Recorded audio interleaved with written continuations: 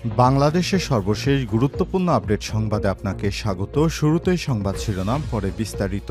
শুরুতেই জানাবো, হেফাজতের সমাবেশে গণহত্যা, হাসিনা সহ ৪৪ জনের বিরুদ্ধে ট্রাইব্যুনালে অভিযোগ। ঢাকার মতিঝিলের শাপলা চত্বরে ২০১৩ সালের ৫ই মে হেফাজতে ইসলামের সমাবেশে নির্বিচারে গুলি চালিয়ে গণহত্যা এবং মানবতাবিরোধী অপরাধ সংগঠনের অভিযোগে সাবেক প্রধানমন্ত্রী শেখ হাসিনা, তৎকালীন স্বরাষ্ট্রমন্ত্রী ড মহিউদ্দিন খান আলমগীর সহ ৪৪ জনের বিরুদ্ধে আন্তর্জাতিক অপরাধ ট্রাইব্যুনালে অভিযোগ দায়ের করা হয়েছে। সেই সমাবেশে অংশ নিয়ে পুলিশের গুলিতে নিহত বাংলাদেশ প্রকৌশল বিশ্ববিদ্যালয় বুয়েটের শিক্ষার্থী রেহান আহসানের মা ইফফাতারা বেগম ২৪শে নভেম্বর এই অভিযোগ দায়ের করেছেন। এরপর জানিয়ে দিব, শেখ হাসিনার মেয়ে পুতুলের সূচনা ফাউন্ডেশনের লেনদেন স্থগিত। সাবেক প্রধানমন্ত্রী শেখ হাসিনার মেয়ে সাইমা ওয়াজেদ পুতুলের প্রতিষ্ঠিত সূচনা ফাউন্ডেশনের সকল লেনদেন ৩০ দিনের জন্য স্থগিত করা হয়েছে। জানাবো, আসছে নতুন বৃষ্টি বলায় কৃষকদের জন্য জরুরি সতর্কবার্তা। বঙ্গোপসাগরে অবস্থান করা লঘুচাপটি ঘনীভূত হয়ে সুস্পষ্ট রূপ নিয়েছে। এটি আরও ঘনীভূত হতে পারে বলে আশঙ্কা করা হচ্ছে। এর আগে এরই মধ্যে বৃষ্টি নিয়ে কৃষকদের জন্য জরুরি সতর্কবার্তা দিয়েছে বাংলাদেশ ওয়েদার অবজারভেশন টিম। আজ রোববার ২৪শে নভেম্বর বিকেলে সংস্থাটির ফেসবুক পেজে এক পোস্টে এই জরুরি সতর্কবার্তা জানায়। এ বিষয়ে গুরুত্বপূর্ণ সংবাদ জানাবো, সঙ্গেই থাকুন। এদিকে খালেদা জিয়ার সেনাকুঞ্জে যাওয়া নিয়ে আসিফ নজরুলের ফেসবুক স্ট্যাটাস। দীর্ঘ এক যুগ পর সশস্ত্র বাহিনী দিবস উপলক্ষে সেনাকুঞ্জে আয়োজিত সংবর্ধনা অনুষ্ঠানে যোগ দিয়েছেন বিএনপি চেয়ারপারসন ও সাবেক প্রধানমন্ত্রী বেগম খালেদা জিয়া। সেখানে অন্তর্বর্তীকালীন সরকারের প্রধান উপদেষ্টা ড মোহাম্মদ ইউনূসের পাশের আসনে বসে সংবর্ধনা অনুষ্ঠান উপভোগ করেন তিনি, যার একাধিক ভিডিও ছড়িয়ে পড়ে বিভিন্ন মাধ্যমে। এ বিষয়ে বাংলাদেশের আইন এবং বিচার সংসদ বিষয়ক উপদেষ্টা আসিফ নজরুল একটি ফেসবুক স্ট্যাটাস দিয়েছেন। গুরুত্বপূর্ণ সংবাদ জানাবো, সঙ্গেই থাকুন। এবারে জানিয়ে দিব, রাজবাড়ীতে আওয়ামী লীগ নেতার ডিগবাজি করলেন দখলদারি। রাজবাড়ীতে আওয়ামী লীগ নেতার ডিগবাজি দিয়ে এবার বিএনপির হাত ধরে সন্ত্রাসী কায়দায় দখলদারি চালাচ্ছেন জেলার সোনাপুর বাজারে ব্যবসায়ী সৈয়দ রুবেল হোসেনের সম্পত্তি দখল করে নেওয়ার অভিযোগ উঠেছে মুন্নু শিকদারের বিরুদ্ধে। এবং সর্বশেষ জানাবো, বিমানবন্দরে সাংবাদিক নুরুল কবিরকে হয়রানি তদন্তের নির্দেশ দিলেন ড মোহাম্মদ ইউনূস। প্রবীণ সাংবাদিক ও নিউএস পত্রিকার সম্পাদক নুরুল কবিরকে সম্প্রতি হজরত শাহজালাল আন্তর্জাতিক বিমানবন্দরে হয়রানির অভিযোগ উঠেছে। এই ঘটনায় গভীর দুঃখ প্রকাশ করেছেন অন্তর্বর্তীকালীন সরকারের প্রধান উপদেষ্টা ড মোহাম্মদ ইউনূস। তিনি বিষয়টি তদন্তের নির্দেশ দিয়েছেন। বিষয়টি নিশ্চিত করেছেন প্রধান উপদেষ্টার উপপ্রেস সচিব সেক্রেটারি আবুল কালাম আজাদ মজুমদার। প্রিয় দর্শক, এতক্ষণ শুনছিলেন সংবাদ শিরোনাম, এবারে বিস্তারিত। তবে তার আগে বন্ধুরা, অনুরোধ থাকবে এই সংবাদটিতে একটি লাইক দিন। এই চ্যানেলে আপনি নতুন হয়ে থাকলে আমাদের সংবাদটি দেখতে দেখতে চ্যানেলটি সাবস্ক্রাইব করে রাখুন। কমেন্ট করে বন্ধুরা আপনার মূল্যবান মতামত জানিয়ে দিন আপনি বিশ্বের কোন দেশ থেকে বা বাংলাদেশের কোন স্থান থেকে আমাদের সংবাদটি দেখছেন এবং শুনছেন। এবারে বিস্তারিত। হেফাজতের সমাবেশে গণহত্যা, হাসিনা সহ ৪৪ জনের বিরুদ্ধে ট্রাইব্যুনালে অভিযোগ। ঢাকার মতিঝিলের শাপলা চত্বরে ২০১৩ সালের ৫ই মে হেফাজতে ইসলামের সমাবেশে নির্বিচারে গুলি চালিয়ে গণহত্যা এবং মানবতা বিরোধী অপরাধ সংগঠনের অভিযোগে সাবেক প্রধানমন্ত্রী শেখ হাসিনা এবং তৎকালীন স্বরাষ্ট্রমন্ত্রী ড মহিউদ্দিন খান আলমগীর সহ ৪৪ জনের বিরুদ্ধে আন্তর্জাতিক অপরাধ ট্রাইব্যুনালে অভিযোগ দায়ের করা হয়েছে। সেই সমাবেশে অংশ নিয়ে পুলিশের গুলিতে নিহত বাংলাদেশ প্রকৌশল বিশ্ববিদ্যালয় বুয়েটের শিক্ষার্থী রেহান আহসানের মা ইফফাতারা রোববার ২৪শে নভেম্বর এই অভিযোগ দাখিল করেন। অন্য যাদের বিরুদ্ধে অভিযোগ দায়ের করা হলো তারা হলেন আওয়ামী লীগ নেতা শেখ ফজলে করিম সেলিম, আব্দুল লতিফ সিদ্দিকী, মাহবুবুল আলম হানিফ, বাহাউদ্দিন নাসিম, ড আব্দুর রাজ্জাক, ড হাসান মাহমুদ, মৃণাল কান্তি দাস, তৎকালীন আইজিপি হাসান মাহমুদ খন্দকার, এআইজি শহীদুল ইসলাম, ইসলাম, ডিএমপি কমিশনার বেনজির আহমেদ, বিজিবির তৎকালীন প্রধান এবং র্যাবের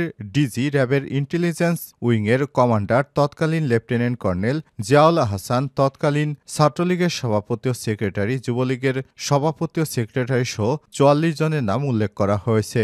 ট্রাইব্যুনালে অভিযোগ দায়েরের পর রেহান আহসানের মা ইফফাতারা বেগম বলেন, রেহান হত্যার ঘটনার বিষয়ে বিগত সরকারের সময় আমি মুখ খুলতে পারিনি। থানা বা আদালতে মামলা করার সাহস পাইনি। তারা আমাকে মামলা করতে দেয়নি। ছেলের লাশ পাওয়ার পর আমাকে প্রশাসন থেকে চাপ দেওয়া হয়েছিল তাড়াতাড়ি দাফন করে ফেলতে। এ সময় তিনি আর বলেন, রেহানের মতো একটি মেধাবী ছেলেকে হারিয়ে আমি পারিবারিকভাবে নানা সমস্যার সম্মুখীন হয়েছে। আমি সন্তান হারিয়েছে, দেশও তার একটি অমূল্য সম্পদ হারিয়েছে। রেহান বয়স ২৩, বুয়েটের কম্পিউটার সায়েন্স অ্যান্ড ইঞ্জিনিয়ারিংয়ের ৩য় বর্ষের একজন মেধাবী শিক্ষার্থী ছিলেন। পুতুলের সূচনা ফাউন্ডেশনে লেনদেন স্থগিত করা হয়েছে। সাবেক প্রধানমন্ত্রী শেখ হাসিনার মেয়ে সাইমা ওয়াজেদ পুতুলের প্রতিষ্ঠিত সূচনা ফাউন্ডেশনের সকল হিসাবের লেনদেন ৩০ দিনের জন্য স্থগিত করা হয়েছে। রোববার ২৪শে নভেম্বর বাংলাদেশ ব্যাংকের এক বিজ্ঞপ্তিতে সব তথ্য জানানো হয়। বিজ্ঞপ্তিতে বলা হয়েছে, মানি লন্ডারিং প্রতিরোধ আইন ২০১২ এর ২৩/১ গ ধারায় প্রদত্ত ক্ষমতা বলে সূচনা ফাউন্ডেশনের পরিচালিত সকল হিসাবের লেনদেন ৩০ দিনের জন্য স্থগিতের নির্দেশ দেওয়া হলো। বিজ্ঞপ্তিতে আরও বলা হয়েছে, সূচনা ফাউন্ডেশনের নামে পরিচালিত সকল হিসাব সংক্রান্ত তথ্যাদি, হিসাব খোলার ফরম, কেওআইসি ফরম শুরু হতে হালনাগাদ লেনদেনের বিবরণী, সংযোজিত এক্সেল শিট আগামী ৫ কর্মদিবসের মধ্যে ইউনিটে পাঠানোর অনুরোধ করা যাচ্ছে।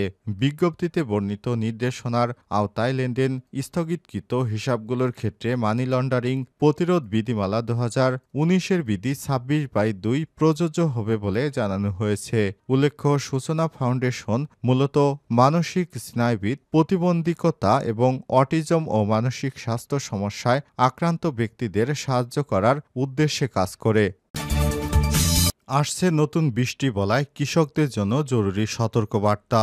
বঙ্গোপসাগরে অবস্থান করা লঘুচাপ ঘনীভূত হয়ে সৃষ্ট সুস্পষ্ট রূপ নিয়েছে। এটি আরও ঘনীভূত হতে পারে বলে আশঙ্কা করা হচ্ছে। এরই মধ্যে বৃষ্টি নিয়ে কৃষকদের জরুরি সতর্কবার্তা দিয়েছে বাংলাদেশ ওয়েদার অবজারভেশন টিম। রোববার ২৪শে নভেম্বর বিকেলে সংস্থাটির ফেসবুক পেজে এক পোস্টে এই জরুরি সতর্কবার্তা জানানো হয়। আবহাওয়া সংস্থাটি বলছে, দেশে ধেয়ে আসছে বৃষ্টি বলায় আঁখি। এর প্রভাবে দেশের খুলনা বিভাগের দক্ষিণাঞ্চল, বরিশাল, চট্টগ্রাম বিভাগ এবং উপকূলীয় অঞ্চলে আগামী ২৮শে নভেম্বর থেকে ১ ডিসেম্বর পর্যন্ত হালকা থেকে মাঝারি বৃষ্টিপাতের শঙ্কা করা হয়েছে। সেই সঙ্গে উপকূলীয় জেলাসমূহের কোথাও কোথাও মাঝারি থেকে ভারী বৃষ্টিপাত হতে পারে।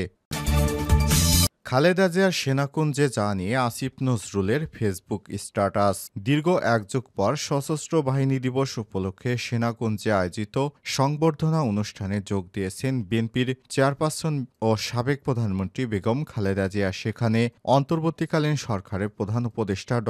মোহাম্মদ ইউনূসের পাশের আসনে বসে সংবর্ধনা অনুষ্ঠান উপভোগ করেছেন তিনি, যার একটি ভিডিও ছড়িয়ে পড়ে সামাজিক যোগাযোগ মাধ্যমে ছড়িয়ে পড়া সেসব ছবি দিয়ে অনেক সমালোচনার সৃষ্টি হয়েছে। অনেকেই ছবি শেয়ার, ফেসবুক পোস্টও করেছেন। এবার বিষয়টি নিয়ে ফেসবুকে একটি স্ট্যাটাস দিয়েছেন আইন উপদেষ্টা ড.